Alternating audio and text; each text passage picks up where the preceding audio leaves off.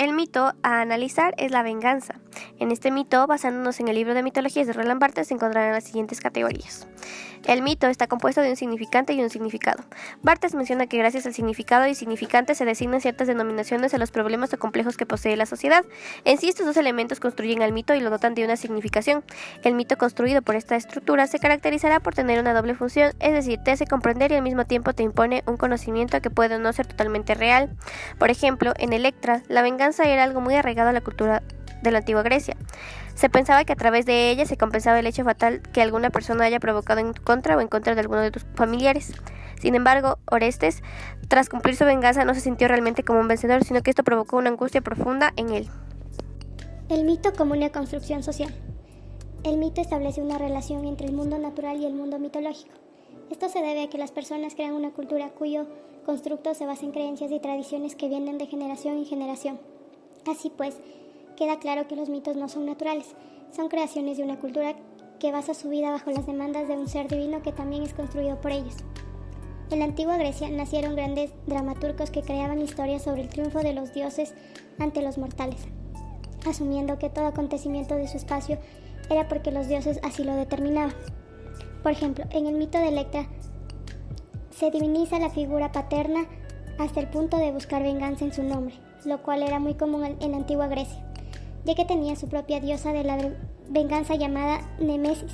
Sin embargo, esta diosa que fomentaba el desquite es una construcción de la sociedad para justificar el deseo de venganza de los griegos. A partir de la semiología se determina que los acontecimientos del habla preceden a los acontecimientos de la lengua. El habla permite que la lengua vaya evolucionando conforme este sistema interactúe con el individuo. Esto se logra a partir de la experiencia, las formas de aprendizaje y de ver la realidad. La forma de interpretar la realidad es condicionada en ocasiones por sus conocimientos o sistemas de creencias que se consigue a partir de la experiencia. Por ejemplo, Orestes, el hermano de Electra, según un oráculo, está destinado a vengar la muerte de su padre. Él es el único que puede hacerlo. Por ello, Electra espera su llegada para llevar a cabo su deseo de venganza, ya que la única realidad en la que su padre es vengado se debe a Orestes, porque así lo dijo el oráculo. Esto demuestra el carácter semiológico del mito de la venganza en Electra. El mito como signo lingüístico. Cuando se habla de mitos en esta obra, no se refiere a las historias relacionadas con religiones extintas. En palabras del mismo Roland Barthes, en la actualidad el mito es un habla, es decir, un sistema de comunicación, un mensaje, sujeto a unas condiciones lingüísticas que lo caracterizan. La combinación del significante y significado componen el signo lingüístico. A esto se le llamaría un sistema semiológico. Primero, que se sostiene por sí solo y no procede de ningún sistema anterior. Un sistema lingüístico, porque es de los más susceptibles a albergar un sistema semiológico. Segundo, pero podría ser un signo gráfico o de cualquier otro tipo. En el caso de Electra, el mito de la venganza es un signo lingüístico, porque es parte de un sistema semiológico. El mito es una especie de sistema parásito que se adhiere a otro vaciándolo, alimentándose de su fuerza, su contenido y teniendo entidad a partir de él. El mito como ideología. La ideología es considerada como un sistema de creencias que se derivan de una falsa conciencia denominada ideología. La ideología es la idea con la que se justifican los males de la sociedad. En ella se encuentran arraigados un sistema de creencias que es posible gracias al aprendizaje que se recibe desde una zona de confort. Con el mito de Electra se puede ejemplificar el comportamiento de las autoridades ante el asesinato. Según las versiones, se decidió perdonarlos por haber perdido a su padre de una manera injusta. Hacen de menos el hecho de que el padre de Electra haya sacrificado a su hija, pues al ser autoridades determinan ciertos valores que demuestran e imponen en una sociedad.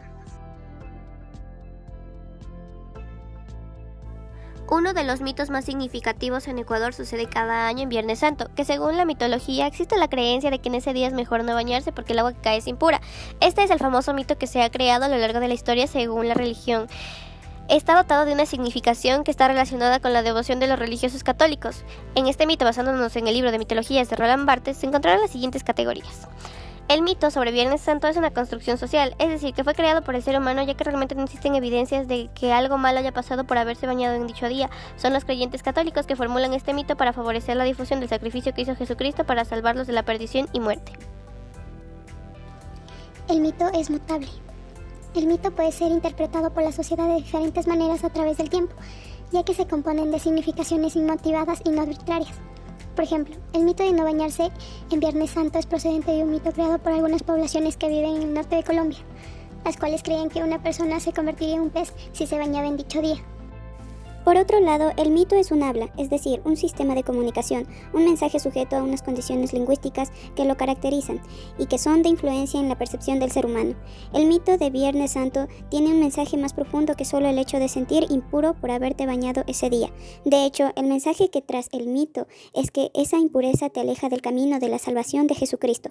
Entonces, de esta forma se infunde miedo en el creyente y se provoca que cada vez sea más sumiso y obediente ante los mandatos de Dios. El mito como lenguaje. El mito es siempre un robo del lenguaje. En realidad, nada puede ponerse encubierto del mito. El mito puede desarrollar su segundo esquema a partir de cualquier sentido y, según lo hemos visto, a través de la privación misma de sentido. Pero todos los lenguajes no resisten de la misma manera. El lenguaje más frecuente robado por el mito ofrece una resistencia débil. Contiene en sí ciertas disposiciones míticas, el esbozo de un aparato de signos destinados a manifestar la intención que la hace emplear. En el mito de la Semana Santa tenemos los hechos relatados por la Biblia con respecto a la Semana Mayor, que representan elementos simbólicos de gran significado para las culturas cristianas y sus derivaciones. A lo largo de los siglos, infinidad de manifestaciones artísticas han enarbolado los acontecimientos de las celebraciones de Pascua, y quizás una de las más representativas es la crucificación de Jesucristo. El mito como habla despolitizada. La semiología nos ha enseñado que el mito tiene su cargo fundamental la naturaleza, lo que es intención histórica, como eternidad o lo que es la contingencia. Si nuestra sociedad es objetivamente el campo privilegiado de las significaciones míticas, se debe a que el mito es formalmente el instrumento más apropiado para la inversión ideológica que la define en todos los niveles de la comunicación humana. El mundo entra al lenguaje con una relación dialéctica de actividades, de actos humanos, y sale del mito como un cuadro armonioso de esencias. En el mito de la Semana Santa encontramos la representación de la muerte de Cristo. Este hecho coloca el símbolo de la cruz como el emblema nacional de la cristiandad a nivel global, motivo por el cual se han producido un número indeterminado de piezas artísticas a lo largo de los siglos.